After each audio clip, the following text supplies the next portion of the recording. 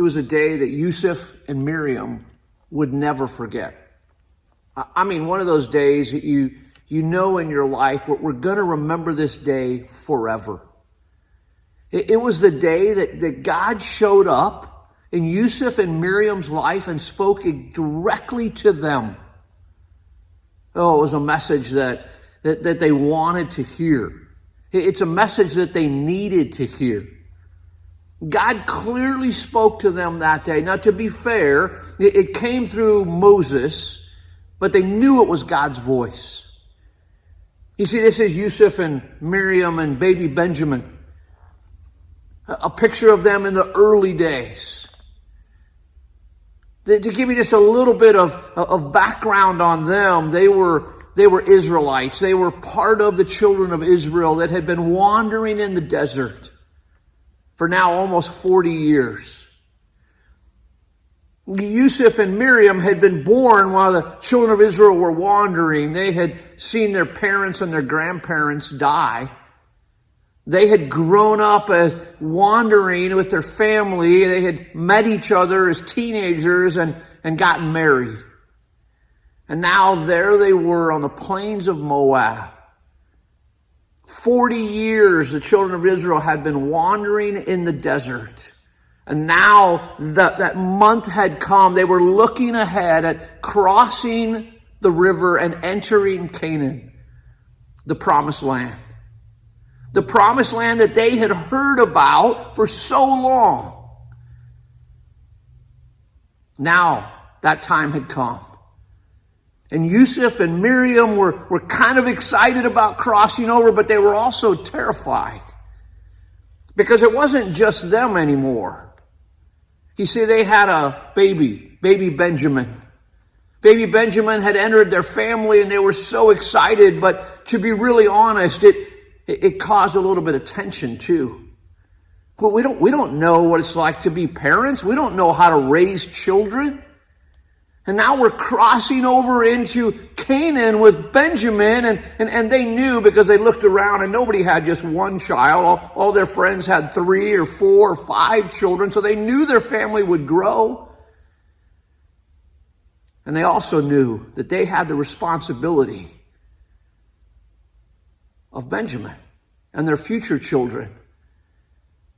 And they were crossing over into Canaan, and again, they were a little bit excited and a little bit terrified because they didn't know what to do. How are we going to raise this baby and our future children? What if we get it wrong? What if we're not great parents? We don't even know what to do. But even that morning, after they had that discussion, and it was a frequent discussion for them, they heard the voice of God. They heard the voice of God speaking clearly to them as parents, as a family, as a couple. And again, it came through the voice of Moses. You and I can actually see that today, thousands of years later. It's in Deuteronomy. If you've got a Bible, why don't you open it to Deuteronomy, chapter 6. And we see right here in Deuteronomy 6 from Moses what Yusuf and Miriam heard that exact day. You see, the children of Israel had grown to probably 2.5 million people. There were 12 different tribes, but each one of those tribes were made up of families. And Yusuf and Miriam and Benjamin were one of those families. And they stood that day and they listened to Moses of what he had to say to them. It's in Deuteronomy chapter 6. This is what Moses said to them that day. He said, hey, listen up, Israelites. Listen up, all of the tribes. Listen up, Yusuf and Miriam. I'm speaking to you from God. And Moses said to them in Deuteronomy chapter 6, verse 1, he said, these are the commands, decrees, and laws the Lord your God directed me to teach you to observe in the land that you are crossing, the Jordan to possess, so that you, Yusuf and Miriam, and your children, Benjamin, and their children, future down the road, after them may fear the Lord your God as long as you live, by keeping all his decrees and commands that I give you, and so that you may enjoy long life.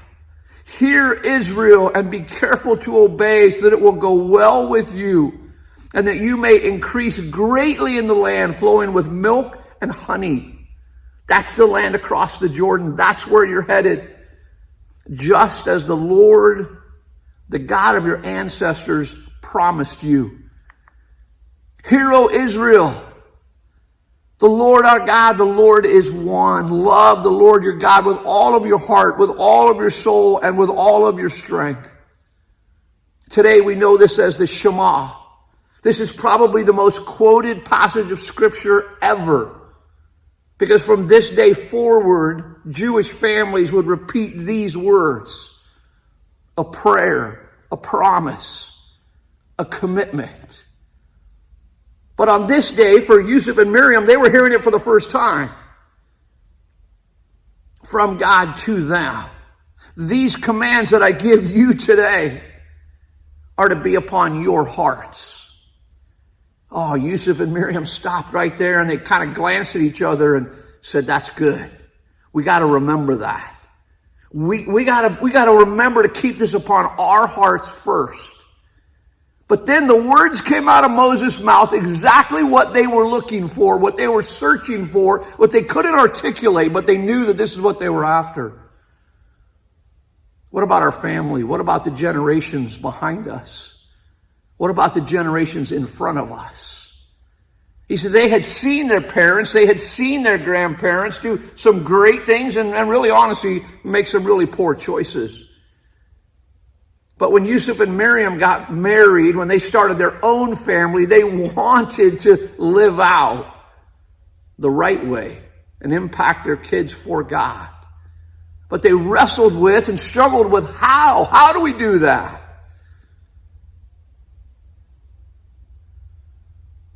And the words they heard that day made sense to them. They would have to walk it out. They would have to figure out the implications, but it made sense when Moses said to them, Deuteronomy 6 verse 7, impress them upon your children. These commands that I give you today are to be on your hearts first, but then verse 7, impress them on your children. Talk about them when you sit at home and when you walk along the road and when you lie down and when you get up.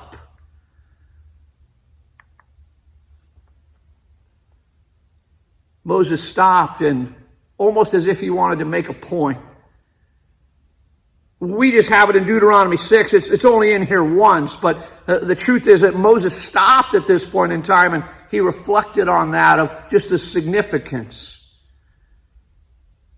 He actually had a little bit of pause, and in that moment, Yusuf and Miriam looked up and they listened a little more intently. They reflected on those words as Moses said them again. Hey, these commands I give you today are to be upon your hearts.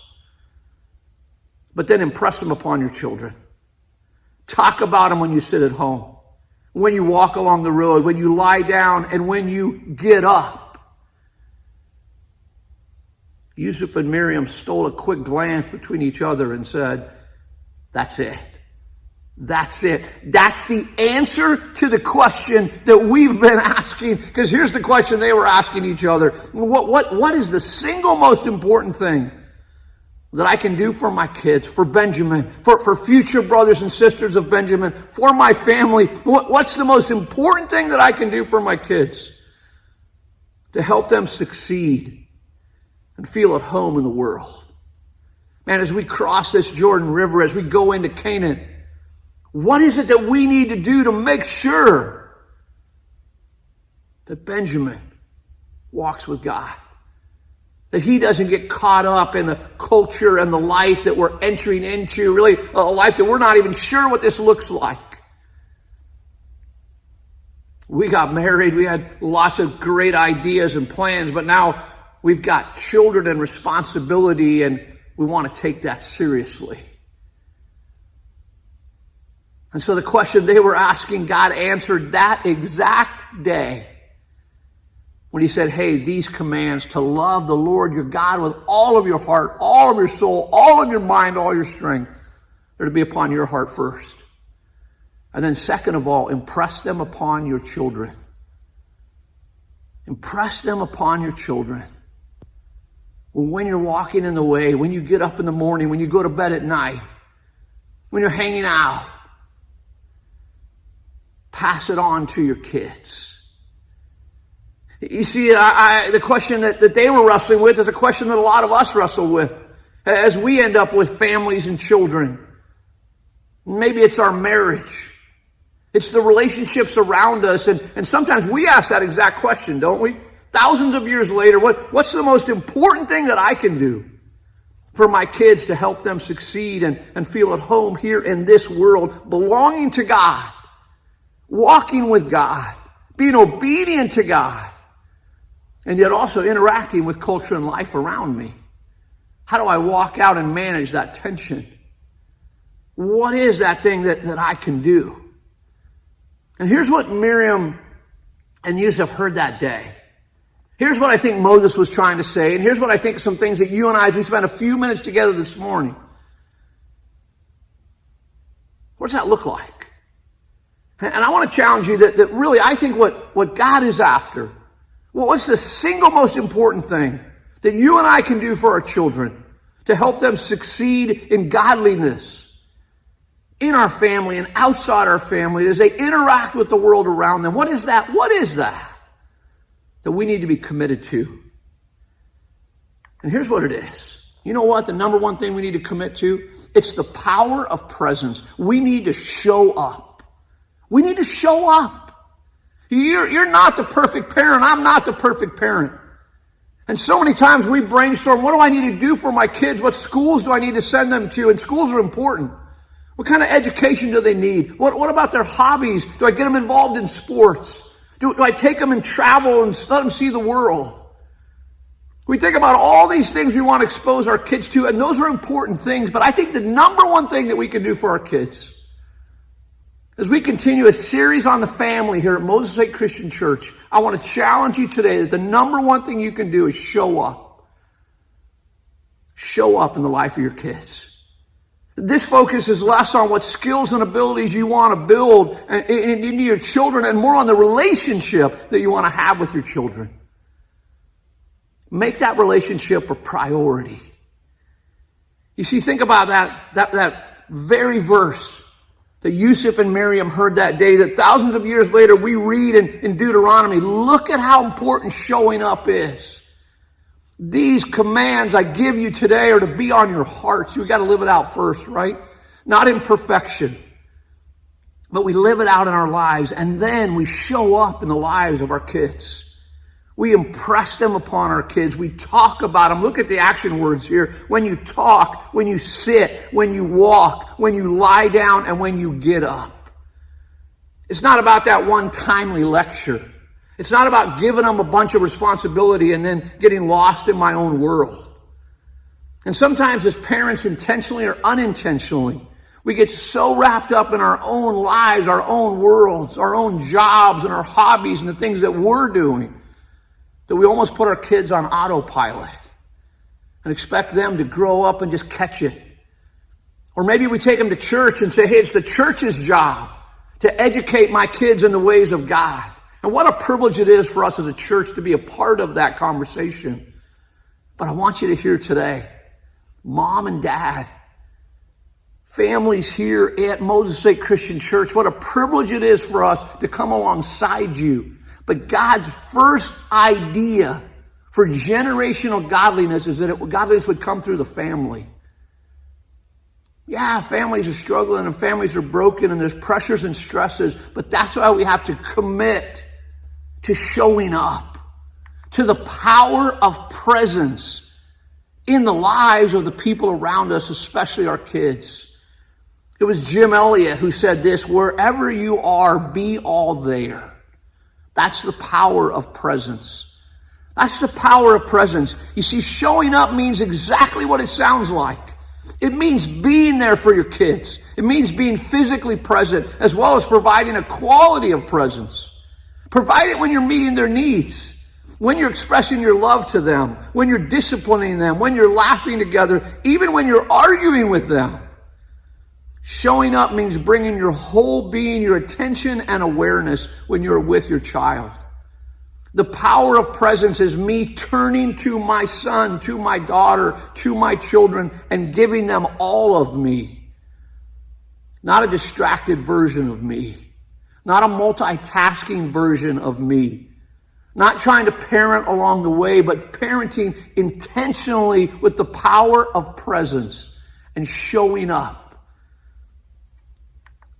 Research on child development clearly demonstrates that one of the very best predictors for how any child turns out in terms of happiness, social, and emotional development, their leadership skills, meaningful relationships, even academic and career success, is whether they develop security from having at least one person in their life who showed up for them. That's an interesting question to ask each other, isn't it? Who showed up for you in your life? Who showed up in my life? Who were those significant adults who showed up? Or sometimes, regretfully, we say, you know what? It was nobody. My mom, my dad, my aunt, my uncle, whoever it was, I was left abandoned. And so much struggle comes with that. And I know we're talking about children right now. I'm challenging us as families and moms and dads, but just on a side note, I want to say that this is true for every relationship in our life. Husbands and wives, one of the greatest gifts you can give each other is showing up with all of your presence. Grandparents, one of the greatest gifts you can give your grandkids is to show up in their life intentionally.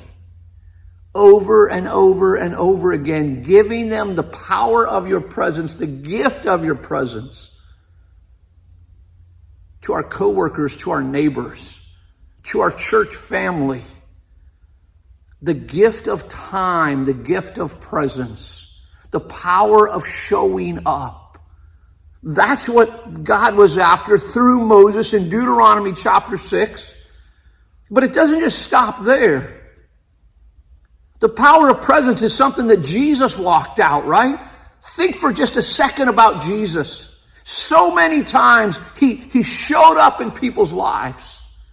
Maybe you think about Zacchaeus.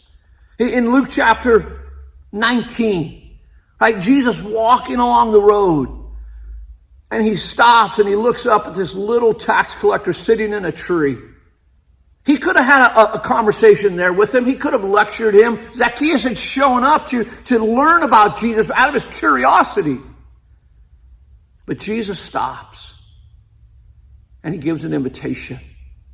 He says, hey, Zacchaeus, how about if you come down from the tree because I want to go to your house today. I want to have a meal with you. And Zacchaeus' eyes got big and he looked around and sure enough, Jesus was talking to him.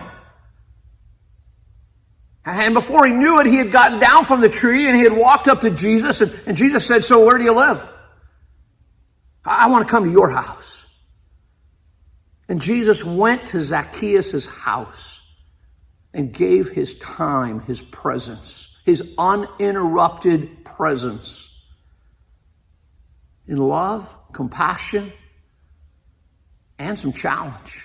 They sat over a meal, and when they walked out of Zacchaeus' house, Zacchaeus was a different man, a transformed man. Think about the woman at the well. Think about Jesus in the middle of the day, hot, tired, sits down at the well and engages a woman who we find out later was really ostracized from her town, didn't have a great reputation. In John chapter 4, you can read that story, but Jesus sits down and he gives this woman his attention, his time, his presence. He showed up in her life by just seeing her, by hearing her, by having conversation with her, a conversation that led to change in her. Think about the very disciples that Jesus called. There's lots of ways that Jesus called his disciples, but one of my favorites shows up in John chapter 1. You got John and Peter, and later you have Andrew there, and they meet this rabbi, and they have a conversation with him. And they ask the rabbi a simple question in John chapter 1, verse 38. Hey, Rabbi, where are you staying? Pretty kind of a common question at the time. They had been fishing, they had a business, they interacted with Jesus, and then they asked him, hey, just curious, where are you staying? You know how Jesus answers their question? He answers it with an invitation. You look at it, John chapter 1, verse 38 says this, hey, Rabbi, where are you staying? And Jesus says, come and see. Come and see. Come hang out with me. And that invitation would turn into 3 years of relationship daily, coming and seeing. The power of presence. Remember Deuteronomy 6? As you get up, as you walk, as you talk, as you go to bed, as you interact in daily life, impress it upon your children. We're called to do that as parents. We're called to do that as husbands and wives and grandparents and aunts and uncles and friends. And it was something that Jesus lived out. You see, Jesus very much believed in that relationship is the bridge that truth walks across. You see, as a culture and society, we are so committed to truth, right? We want to make sure the truth comes across, the truth comes out. We want to be right. And it causes so much tension, so much strain on relationships. Because a lot of times how we want to deliver the truth is through the spoken word. And what's missing and what's lacking is relationship. But God's heart is that He created us to be in relationship. He created Adam and Eve. He created the family. He created the church. He put us in community. And think about the times when truth has really been delivered in your life and delivered to you, where it made sense. It took root and grew and produced good things. My guess is it probably came through relationship. It came through trust. That relationship was probably with God, as God speaks to us by His Word, by His Spirit. As we trust Him for life and godliness, He shows up.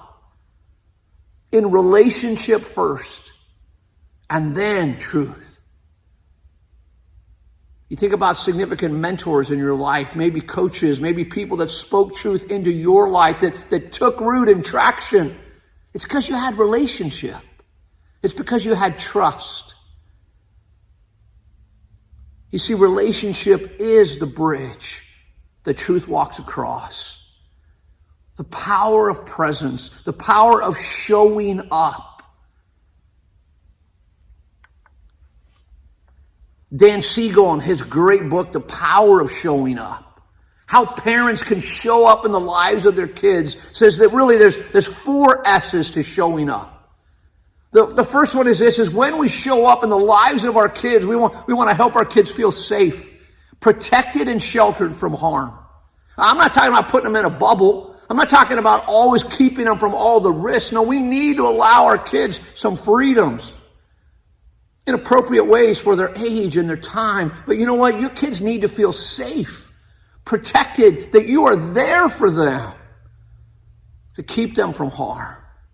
And then your kids also need to feel seen, that they know you care about them and you pay attention to them. Your kids need to feel safe, they need to feel seen, they need to feel soothed. They need to know that you will be there for them when they are hurting. I love that, right? You get the picture of a little boy falls down, skins his knee, has blood. What does he want to do? He wants to run over to his mom or his dad and say, look, I'm hurt. And those moments are so important. Oh, let me see. Hey, I think you're going to be okay. Let me give it a kiss. Let me help you. You know what that is? That's soothing. That's showing up. Not just physical hurts, but sometimes it's relational hurt. It's your teenager in your home who's maybe struggling with a relationship and they're hurting emotionally and they need you. They need us to show up, to soothe, and to say, hey, I'm here when you're hurting. Our kids need to be safe, they need to be seen, they need to be soothed, and they need to be secure. That they trust you to help them feel as safe in the world and at home in the world. That, hey, you know what? No matter what happens, I know that mom and dad will be here. I know that my significant adult in my life, my grandparent, my aunt, my uncle, my friend will be there. No matter what. I remember for us with our kids, when we were tucking them into bed at night, as they were growing up, I loved to ask a simple question of them. I'd look at one of my 4 and I would just ask this question, hey, what do you know for sure? What do you know for sure? Of all the things in the world, what do you know for sure? And here's what I wanted to hear, and here's what I wanted them to remember. As they answered back to me, Dad, I know 2 things for sure. One, I know that God loves me. And I know the second thing, that you and Mom love me. And then I would give them a kiss, short prayer with them at night. I wanted them to know that no matter what happens in the world, God loves you, and I love you, and your mom loves you. And we're here for you. You see, the power of showing up in the lives of our family, our children, our husband, our wife. The power of showing up, that they would be safe, they would be seen, they would be soothed, and they would be secure. Remember Deuteronomy 6? How does that happen? You know, it happens on a day-to-day basis. It happens on a moment-to-moment basis.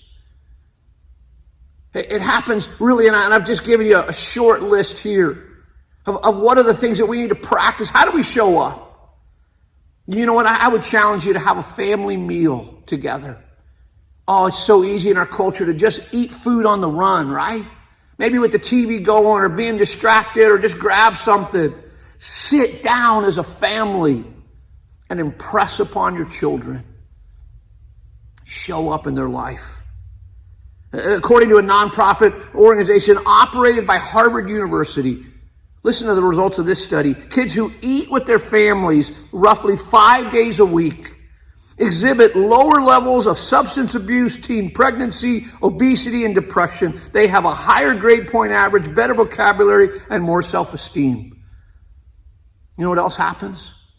They see godliness showing up as we sit as a family over a meal. It seems like such a simple thing, but it's such a lost thing in our culture today. I would challenge us to have family meals together, to turn off your phone, to turn off the TV, to learn to ask each other good questions. What was the best part of your day? What was the hardest part of your day? What are you excited about? Eat a family meal together. Take a family vacation. Date your kids or your spouse. Show up for your kids. When our kids were young, I just had the habit, and my wife had the habit of grabbing some lunch, and once a week we would go and have lunch with our kids at their school and just go on a date with them or take them out to ice cream or spend some uninterrupted time. We had 4 kids, and so we had to rotate every other week. My wife and I, we would get to our kids and have a date with them. My wife and I have committed to have a date with each other. Now it's Wednesday afternoons at 4 o'clock. We try to get out once a week just to sort of be uninterrupted and to focus on each other. Not that we don't see each other all week, we do. But the habit of showing up and putting it on the calendar, making it a priority. Date your kids, date your spouse, show up to their games or their events. Tell them daily you love them. Go hiking together, ride bikes together, learn to ask good questions of each other. Read to your kids. Have family devotions. Pray with and for your kids and your spouse. Do chores together. Teach your kids to drive. Watch TV together. Play video games together. Instead of just being frustrated that that's all my kids do, enter into that world and learn. Do it with them. Have fun together. Know your kids' friends, their schedule, their life. Enforce no screen time in your house, including you. It's so easy for us to be distracted by our phones. Turn your phone off. Set it down. Practice entrances and exits. What a powerful thing. That as we get ready to leave our house or enter our house, we would stop and we would see each other and greet each other. The rule in our house was that as the person enters in, the people that are in the house, it's their responsibility to get up and greet them. Hey, it's good to see you. I wanted to communicate a message to my kids and to my wife that I'm glad you're home. It's good to see you. I don't want to just be two ships passing in the night. I want to show up for my wife, for my children, for the relationships in my life. We got to learn, especially us as guys, we got to learn to say no to more work and yes to my kids and my spouse. A lot of us, we love our jobs, and as guys, we're doers, and we get it done. And it's easy to just spend a little more time at the office, maybe just another extra day, get that project done a little bit further. And I'm a high-capacity worker. I love to work. But you know what? Every time I say yes to work, I am saying no to something else. And oftentimes, that's my family.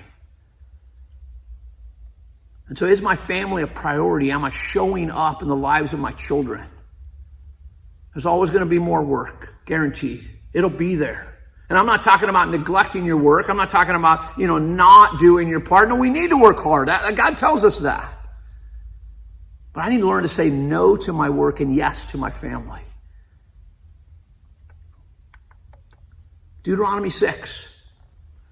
What Yusuf and Miriam heard that day was, these are the commands, decrees, and laws the Lord your God directed me to teach you to observe in the land that you are crossing the Jordan to possess, so that you, Yusuf and Miriam, and your children and their children after them may fear the Lord your God, as long as you live, by keeping all your decrees and commands that I give you, so that you may enjoy long life. And here's the good news. For Yusuf and Miriam that day, they took this to heart. Oh, and they went on to have actually 3 more children. They had a family of 4 kids, and Yusuf and Miriam, and they entered into Canaan. But they never forgot that day when God showed up and spoke to them. And they made it an intentional practice to show up for each other and show up for their children. And they had their struggles. Those teen years were tough, but God was with them. God strengthened them. And as they showed up in the life of their children daily, talking with them, walking with them, when they got up, when they went to bed, as they practiced family time and made their kids a priority and showed up, so did God.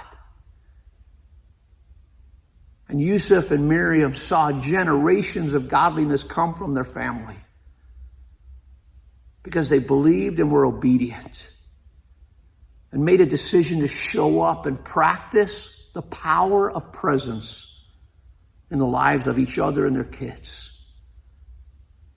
And God showed up in their midst.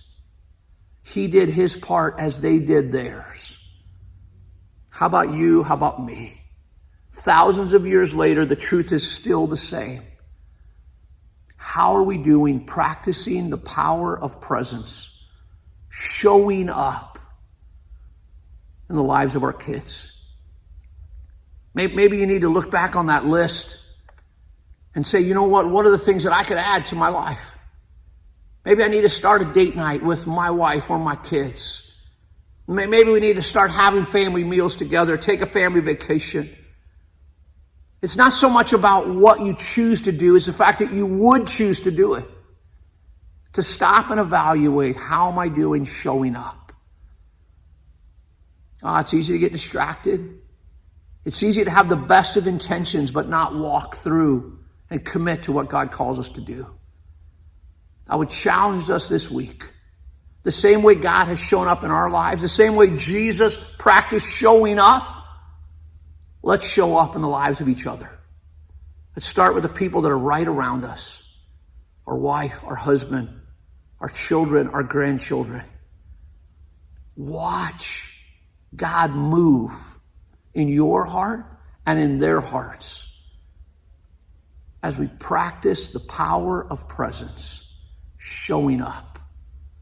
God bless you as we walk that out this week.